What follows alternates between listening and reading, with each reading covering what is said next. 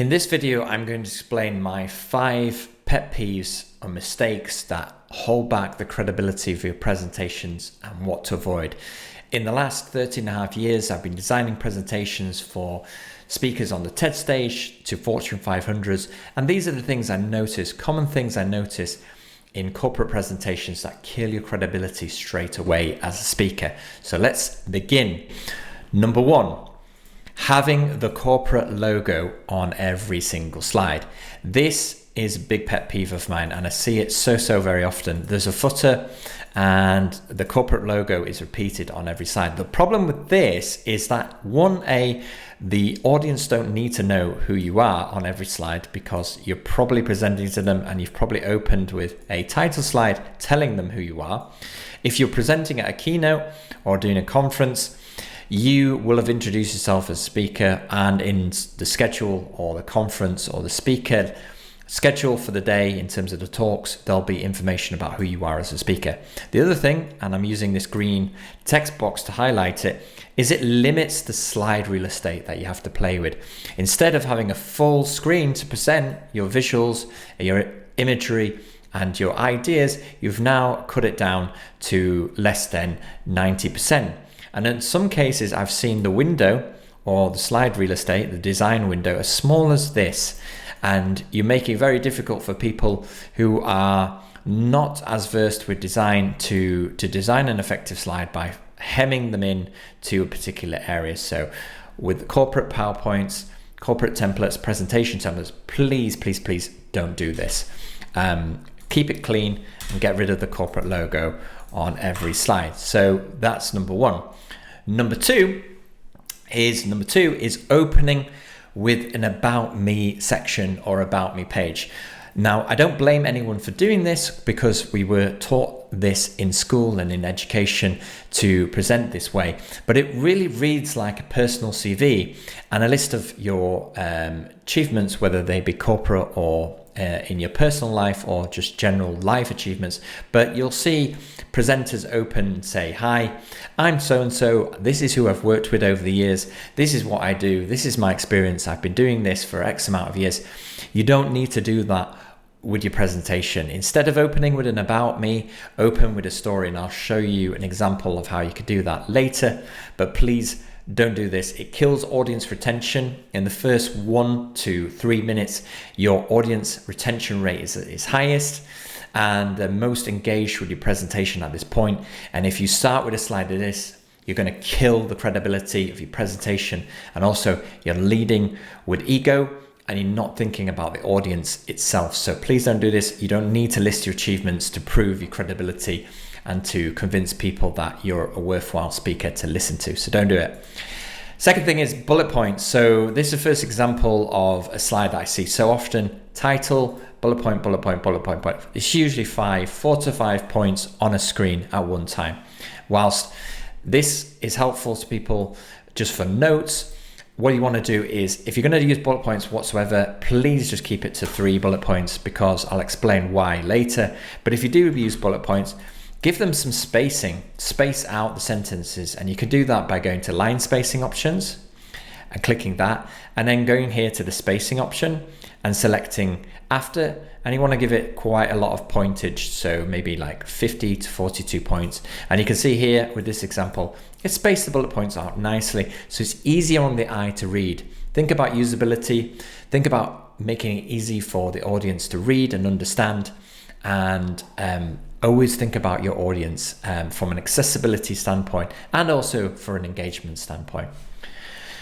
Number 3 is putting a chart on a slide with some bullet points and making the chart smaller than it needs to be. In fact, I've seen some financial reports where the chart is about as small as this, and nobody, even with 20/20 eyesight, can understand or see this particular slide. So please don't do that. Make sure when you're presenting charts, you always present the charts full screen, and then you highlight the key information that you want the audience to understand. So in this case, I want you to understand that this is number 4, and this is the critical data point that I want you to take away. So keep it clean, and you don't even need sometimes the series if that doesn't make sense.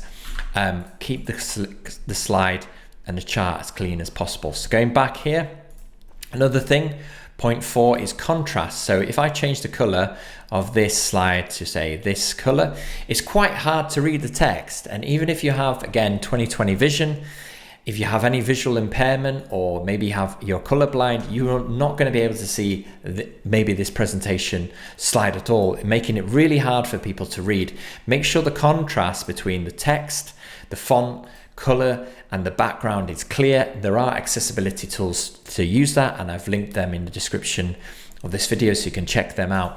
And you want to make sure that it passes accessibility tests so that people can read it with their eye, especially if you're presenting to an audience online or where they might not be able to read the text very clearly in the room. So please remember that. And then number 4 or number 5, I think it is. Number 5, thank you for listening to me today. The thank you slide, the dreaded thank you slide. Don't end your presentation on a thank you slide. The reason for this is that you, again, kill the credibility of your talk. You can say thank you. There's nothing wrong with saying thank you to your audience for listening. But what you're missing is this, again, is where the audience retention is its highest. And if you end with a thank you slide, it's kind of a dull way to end your presentation. It doesn't tell the audience what to do next. You want to give them a call to action, just like you would on the landing page or on a website, or when you do a LinkedIn post. You want to give them a reason to connect with you or do something else after seeing the presentation. Now, it can be as simple as a question, and I'll give you some examples later of what that looks like. So don't end your presentation with a thank you slide. It's just a waste of your end of your presentation, and it's not helping the audience. So that was the before. So we'll just show you the before. So again, don't have the logo on every slide. Don't open with an about me page. If you use bullet points, keep it to 3. Make sure they're spaced nicely. Don't add charts to bullet points and overcrowd your slide with too much information. Keep the contrast clean. And finally, don't end your presentation on a thank you slide. Here's how you could do it better. Add an interesting background to your slide. Maybe add a shape or some sort of divider to bring out the logo, and make the corporate speaker or the speaker name bigger so people know who you are. Lead with a story or a hook point. You'll have seen people talk about leading with a hook in social media. Open with a story. Now, that can just be a story about you working through a challenge with a colleague, or you talked to the CEO about a strategy that didn't work out, or you had a new idea for the vision for the company.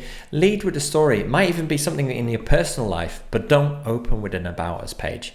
Get the audience interested, and think, most importantly, why should they care?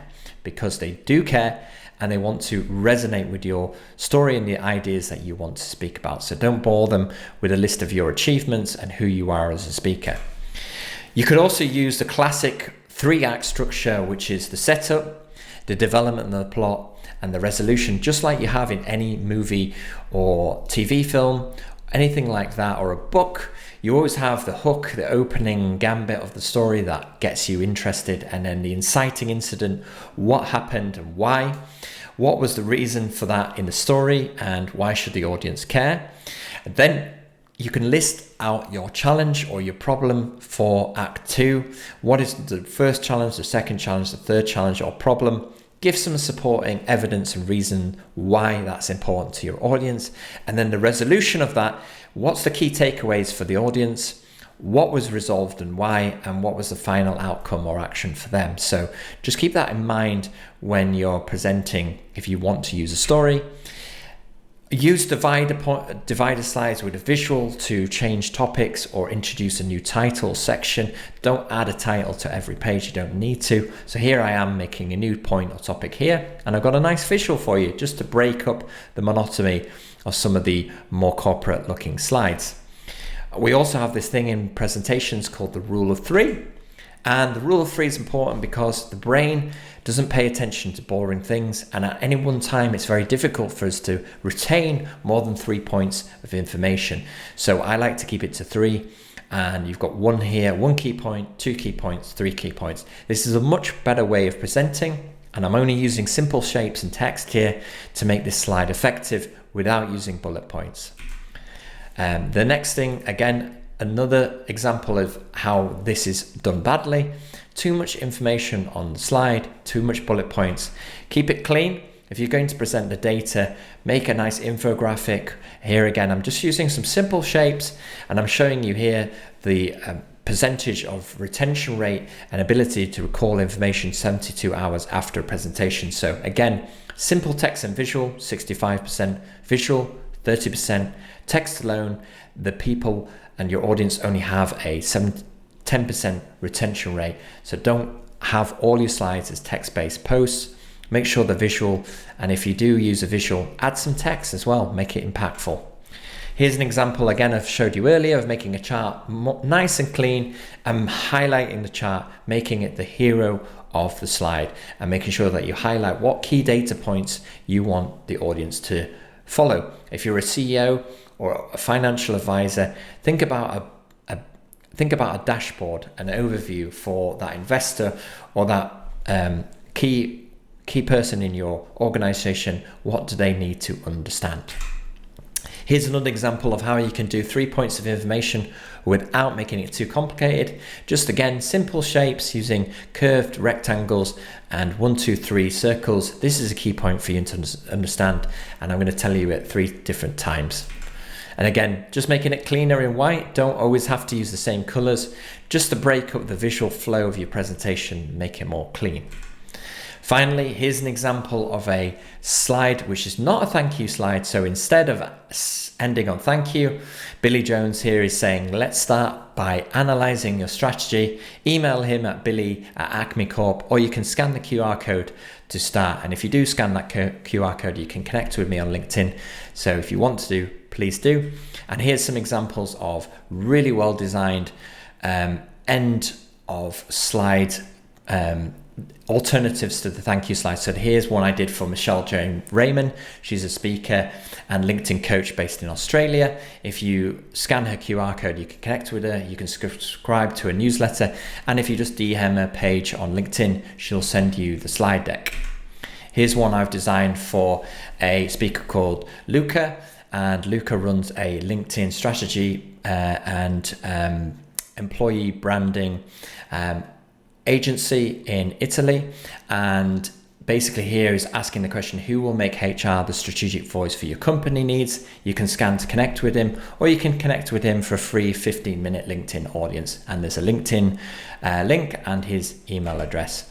And then finally, there's me. I'm Ilya. I create slides that make you stand out. You can connect with me on LinkedIn, scan the QR code here. And then also here, I've got an example of a speaker who spoke at a conference, and they also had a stand there at the conference. And for every new Instagram follow, they were donating some money to a charity. And then they've got their Instagram tag at the end. So that is the end of my video here. I hope you found it useful, and yeah, if you do, give me a shout on LinkedIn if you have any more questions. I hope you enjoyed listening, and I'll see you in the next one. Goodbye for now.